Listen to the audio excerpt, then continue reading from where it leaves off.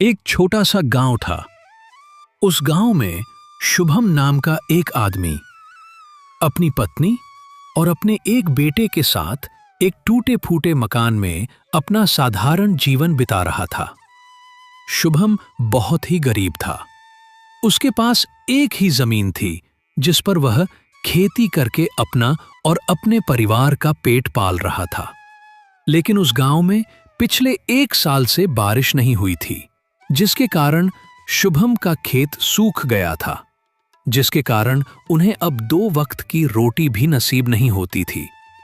एक दिन सुबह सुबह शुभम और उसकी पत्नी अपने खेत को देखने के लिए खेत में चले जाते हैं।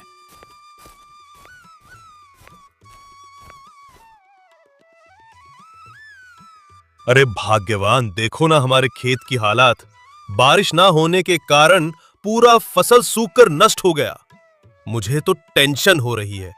हमारे बच्चे की उसे स्कूल भी भेजना है, लेकिन एडमिशन फीस के लिए 1 भी रुपए नहीं है। हाँ, आप ठीक कह रहे हो। इस बार तो हमारा फसल सूख कर खत्म हो गए। अब घर में 1 भी रुपए नहीं है। अब हमारा क्या होगा? हाँ, तुम ठीक कह रही हो। भगवान हमारे साथ ही ऐसा क्यों करते हैं पता नहीं। हमने किस जन्म में पाप किया था जो भगवान हमें उसकी सजा दे रहे हैं। हाँ, आप ठीक कह रहे हो। भगवान हमारे साथ ही ऐसा क्यों करते हैं पता नहीं। ना हमारे घर में अब कुछ खाने को है, ना कुछ पैसे हैं। अब हम क्या खाएंगे? बच्चों को क्या खिलाएंगे? वह दोनों दुखी होकर अपने खेत के बारे में चर्चा कर ही रहे होते हैं। तभी वहां से गांव के कुछ लोग गुजरते हैं।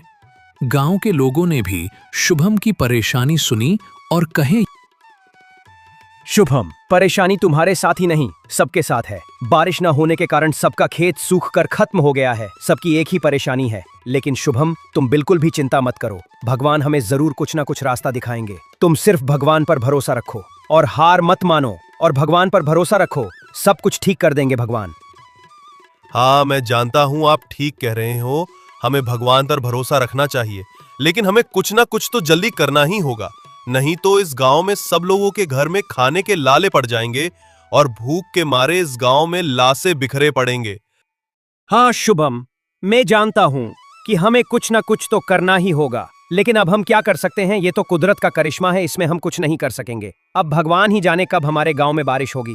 सिर्फ तुम भगवान पे भरोसा रखो, वो सब कुछ ठीक कर देंगे। यह कहकर गांव के लोग वहां से चले जाते हैं। सुनिए ना, हमारे खेती में सिर्फ पानी की कमी है। पानी की कमी से ही हमारा खेत बर्बाद हो गया। इसलिए मेरे दिमाग में एक ख्याल आया है। आप हमारे गांव में जिसके भी घर में कुआं है, उस सब के घर में आप जाइए और पानी मांग कर देखिए। क्या पता कोई हमें पानी दे दे और कहिएगा फसल काटने के बाद हम उनको पैसा दे देंगे। हाँ, तुम ठीक कह रही हो। हमारे खेत में सिर्फ पानी की कमी है, इसी कारण हमारा खेत बर्बाद हो गया। मैं जाता हूँ और जिसके भी घर में कुआं है उन सब से अपनी मांग कर देखता हूँ। अब तुम घर जाओ और मैं पानी मांगने जाता हूँ। उसके बाद शुभम अपनी पत्नी को घर भेजकर अपने पड़ोसी रामू के पास पानी मांगने चला जाता है। अरे रामू, क्या तुम मुझे तेरे कुएं से पानी दे सकता है?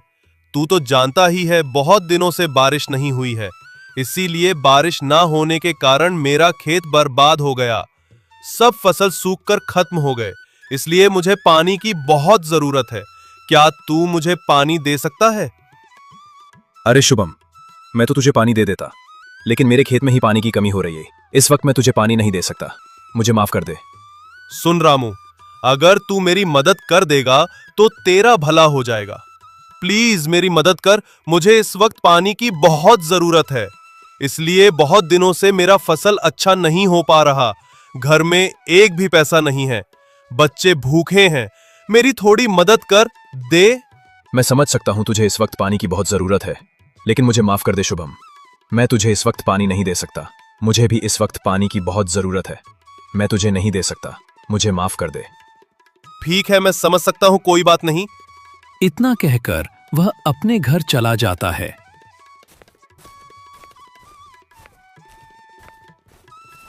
क्या हुआ, आपको पानी मिल गया क्या? नहीं भाग्यवान, मुझे पानी नहीं मिला। मैं अपने पड़ोसी रामू के यहाँ गया था, लेकिन उसने कहा कि उसे भी इस वक्त पानी की बहुत जरूरत है और उसके कुएं में इस वक्त बहुत कम पानी है, इसीलिए वो मुझे पानी नहीं दे सकता। अब हमारा क्या होगा? हमारा सारा खेत तो नष्ट हो जाएगा। अब हम क्या करेंगे और क्या खाएंगे? बच्चे 2 दिन से भूखे हैं और उसे स्कूल भी भेजना है, लेकिन घर में खाने के भी लाले पड़े हैं। हमारा क्या होगा? मुझे तो बहुत डर लग रहा है। अरे भाग्यवान, तुम डरो मत और चिंता करने की भी जरूरत नहीं। मैं कुछ ना कुछ जरूर करूंगा। मैं तुम लोगों को भूखा नहीं रहने दूंगा। भगवान कुछ ना कुछ जरूर रास्ता दिलाएगा। तुम चिंता मत करो। अगर तुम चिंता करोगी तो तुम बीमार पड़ जाओगी। मैं जानती हूँ आप ठीक कह रहे हो, लेकिन ये कहने से कुछ नहीं होगा। कुछ ना कुछ तो करना ही होगा। मुझे तो अपने बच्चे की चिंता हो रही है। हाँ, तुम चिंता मत करो, मैं कुछ करता हूं। आज ही मैं जमींदार के पास जाऊंगा और उनसे मदद मांगूंगा। हाँ, ठीक कह रहे हैं। आप जाइए, जमींदार के पास जाइए और उनसे कुछ मदद मांगिए। क्या पता वही हमारे कुछ मदद कर दे। हाँ, मैं उनके पास ही जाता हूँ और कुछ पैसे कर्ज में ले आता हूँ। जैसे ही हमारा फसल ठीक हो जाएगा, तब हम उनका सारा पैसा लौटा देंगे। अब मैं चलता हूँ।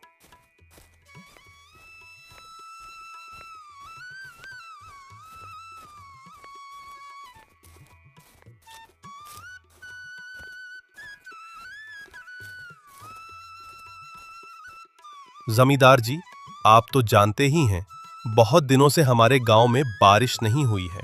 बारिश ना होने के कारण मेरा सारा खेत बर्बाद हो गया, सब फसल सूख गए। इसीलिए मैं अपने खेत के पास एक कुआं खोदना चाहता हूं। इसीलिए मुझे कुछ पैसे की जरूरत है। क्या आप कुछ पैसे मुझे कर्ज में दे सकते हैं? मैं फसल ठीक होते ही आपका सारा कर्ज लौटा दूंगा। हाँ शुभम, मैं तेरी मदद कर सकता हूँ। मैं तुझे कर्ज में पैसे दूंगा, लेकिन तुझे मेरी कुछ शर्तें माननी होगी, तभी मैं तुझे पैसे कर्ज में दूंगा। हाँ, आप बोलिए, मैं आपकी सारी शर्तें मानने को तैयार हूं। तो फिर ठीक है, मैं तुझे कर्ज दूंगा, लेकिन तुझे कर्ज के साथ साथ ब्याज भी समय पर लौटाना होगा, तभी मैं तुझे पैसे दूंगा। हाँ ठीक है जमींदार जी, मैं समय पर आपको कर्ज के साथ साथ ब्याज भी लौटा दूंगा। उसके बाद शुभम ने जमींदार से पैसे लेकर अपने खेत में एक कुआं खुदवाया। कुआं खोदने के बाद पानी की समस्या दूर हो गई। उसके बाद शुभम पूरे दिन अपने खेत में मेहनत से काम करता है। वह दिन रात खून पसीना एक करके अपने खेत में काम करता है और कुछ ही दिनों में उसके खेत में बहुत ही अच्छा फसल उगते हैं। ये देख शुभम बहुत ही खुश हो जाता है और अपने घर चला जाता है।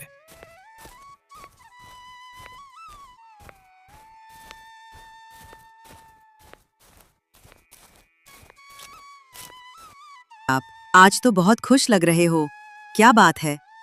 अरे भाग्यवान, मैं खुशखबरी लेकर आया हूं। अरे भाग्यवान, हमारा खेत इस बार सबसे अच्छा हुआ है। अब हमें कोई चिंता नहीं करनी होगी। अब हमें भूखा नहीं रहना होगा और अब हम जमींदार जी के सारे कर्ज लौटा देंगे। क्या आप सच कह रहे हो? अब तो हमें कोई चिंता नहीं करनी होगी। हमें अब भूखा नहीं रहना होगा और हमारे बच्चे की पढ़ाई भी अच्छे से हो जाएगी। हे भगवान, आपका बहुत बहुत शुक्रिया जो आपने हमें हमारी मुसीबतों से दूर कर दिया। ठीक है, तो अब मैं चलता हूं खेत की ओर। आज मैं हमारे फसल की कटाई शुरू कर दूंगा। अब मैं चलता हूं।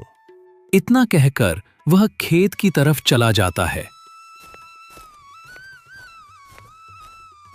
वह अपने खेत की तरफ जा ही रहा था कि तभी आधे रास्ते में काले बादल छाने लगते हैं और देखते ही देखते जोरदार बारिश शुरू हो जाती है। बारिश से बचने के लिए वह अपने गांव के रामू काका के घर पर चला जाता है।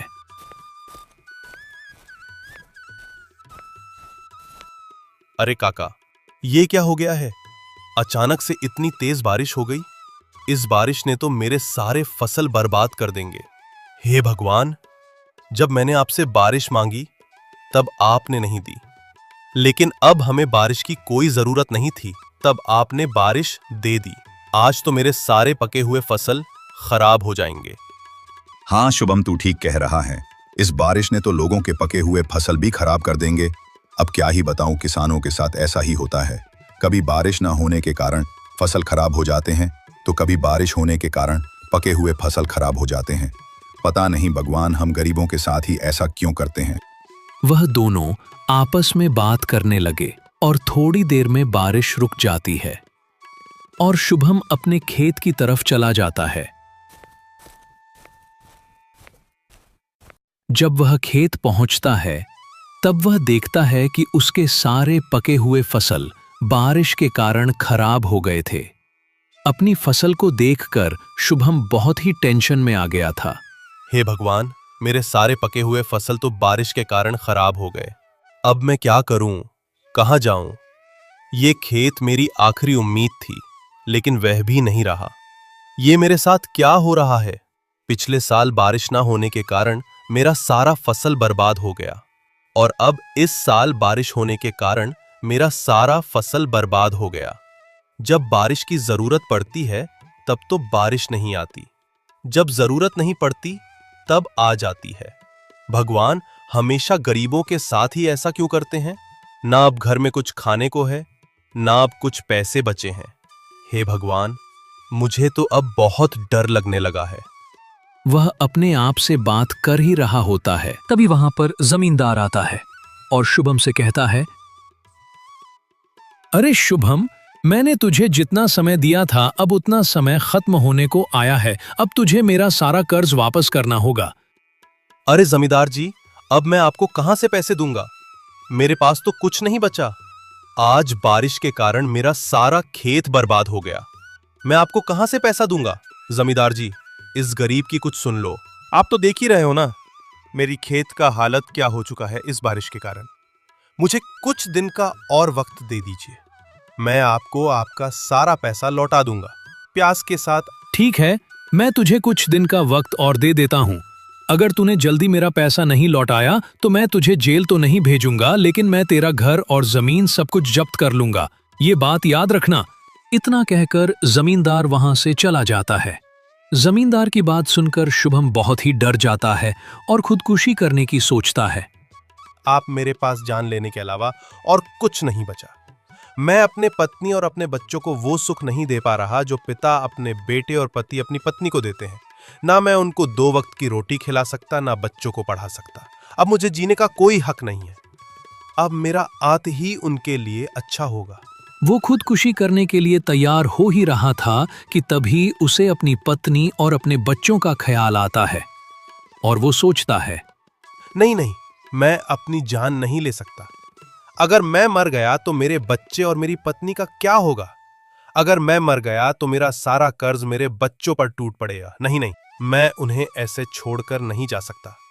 और भाग्यवान अकेली बच्चों को कैसे संभालेगी? नहीं नहीं, मैं ऐसा नहीं कर सकता। मुझे मरने के बजाय और संघर्ष करना चाहिए और अपनी पत्नी और बच्चों को सुख देना चाहिए। नहीं, मैं ऐसे नहीं मर सकता। शुभम ये सोचकर अपने घर चला जाता है। शुभम की पत्नी शुभम को उदास देख कहती है, अरे जी, आज आप इतने उदास क्यों हो? क्या हुआ जो आप इतने उदास हो? अरे भाग्यवान, आज की बारिश ने हमारा सारा फसल बर्बाद कर दिया। और आज जमींदार जी मेरे खेत आए थे और उन्होंने कहा कि अगर मैंने उन्हें जल्द ही प्याज के साथ लौटाना होगा, नहीं तो वो हमारा घर और जमीन सब कुछ जब्त कर लेंगे। मुझे चिंता हो रही है। अब मैं क्या करूं? अब उनका कर्ज कैसे लौटाऊं? अब जो हो गया सो हो गया। अब उसे सोचने से कुछ नहीं होगा। आप चिंता मत करिए, हम मिलकर कोई ना कोई रास्ता जरूर निकालेंगे। और भगवान जो भी करता है अच्छे के लिए ही करता है। आप चिंता मत करिए। मुझे माफ करना भाग्यवान, मैं तुम्हें सुख नहीं दे पा रहा, ना बच्चों को सुख दे पा रहा हूं। नहीं, आप ऐसा क्यों कह रहे हैं? एक ना एक दिन हम भी सुख से रहेंगे और इसमें आपकी कोई गलती नहीं है। आपने तो बहुत मेहनत की है अपने खेत में, वो तो बारिश आने की वजह से हमारा खेत बर्बाद हो गया। इसमें आपकी कोई गलती नहीं है। आप खुद को मत कोशिए। भगवान हमें एक न एक दिन जरूर सुख देंगे, आप देख लेना। हम भी एक दिन खुशी खुशी रहेंगे। भगवान के घर में अंधेर है, देर नहीं। आप चिंता मत कीजिए। कुछ पाने के लिए पहले कुछ खोना जरूरी है और आप दोबारा ये बात मत कहिएगा कि आप हमें सुख नहीं दे पा रहे हैं। मैं बहुत ही भाग्यशाला हूं जो भगवान ने तुम्हें मुझे पत्नी बनाया। तुम मेरे सारे मुसीबत से एक साथ लड़ती हो, मेरा साथ देती हो। मैं बहुत ही भाग्यवान हूं जो तुम मेरी पत्नी बनी। तभी शुभम का बेटा कहता है, और पापा, मैं अब बड़ा हो चुका हूँ, मैं भी आपकी मदद करूंगा खेत के कामों में। हम सब मिलकर एक साथ काम करेंगे, तभी आगे बढ़ पाएंगे। नहीं बेटा, तुम अब बहुत छोटे हैं। तुम्हारी उम्र अब खेलने कूदने की और पढ़ाई करने की है। तुम इस उम्र में काम नहीं कर सकते। तुमने कहा, यही मेरे लिए बड़ी बात है। मेरे साथ मेरी पत्नी और बच्चे मेरे साथ, यही मेरे लिए बहुत बड़ी बात है। पापा, मैं आपकी जरूर मदद करूंगा। हम सब मिलकर एक साथ काम करेंगे। मैं स्कूल से आते ही आपके खेत में चला जाऊंगा आपकी मदद करने के लिए, और हम सब मिलकर काम करेंगे। आप मना मत कीजिए, मैं जरूर आपकी मदद करूंगा। अगर तुम इतना कह रहे हो तो ठीक है, तुम भी मेरे साथ मदद करने आना। हम सब मिलकर एक साथ काम करेंगे और सबसे अच्छा फसल उगाएंगे। भाग्यवान तुम सुनो, मुझे कुछ ना कुछ तो करना ही होगा। इस बार भी हमारा फसल बर्बाद हो गया, तो इसीलिए मैं अपने बचपन के दोस्त जितेंद्र के घर जाता हूं और उससे कुछ मदद मांगता हूं। क्या पता वो मेरे कुछ मदद कर दे। वो बहुत ही अच्छा आदमी है, वो मेरी मदद जरूर करेगा। हाँ ठीक है, अब जाइए और अपने दोस्त से मदद मांगिए और जल्दी आइएगा, रात मत कीजिएगा आने में। इतना कहकर शुभम अपने बचपन के दोस्त घर के घर चला जाता है।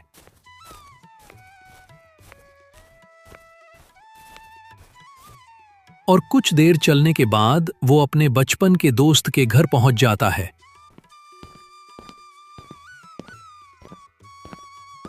इतने दिनों बाद आए हो, घर में सब कुछ ठीक है ना भाभी? बच्चे सब कुछ ठीक है ना? हाँ मेरे दोस्त, बीवी बच्चे तो ठीक हैं। और तुम बताओ, तुम कैसे हो? हाँ, मैं तो बहुत बढ़िया हूँ।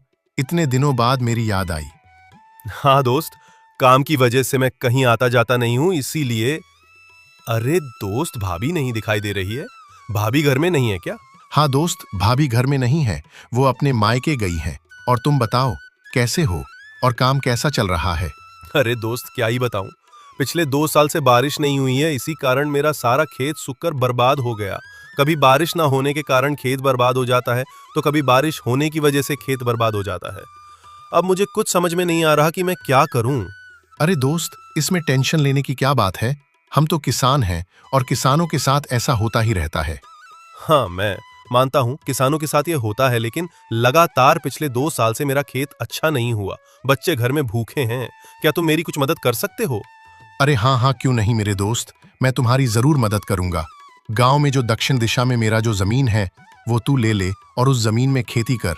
उस जमीन में तेरा खेत बहुत अच्छा होगा और जो भी धान होगा वो सब कुछ तुम रख लेना। अरे नहीं नहीं भाई, मैं तुम्हारा एक जमीन नहीं ले सकता। एक जमीन की कीमत तो बहुत होता है। अगर मैं तुम्हारा एक जमीन ले लूंगा तो तुम क्या करोगे? अरे तुम उसकी चिंता मत करो, मेरे पास बहुत सारे जमीन है। तुम मेरा वो जमीन ले लो और उस जमीन पर खेती करो और अपने बीवी बच्चों का ख्याल रखो। बहुत शुक्रिया दोस्त, जो तुमने मेरी इतनी मदद की।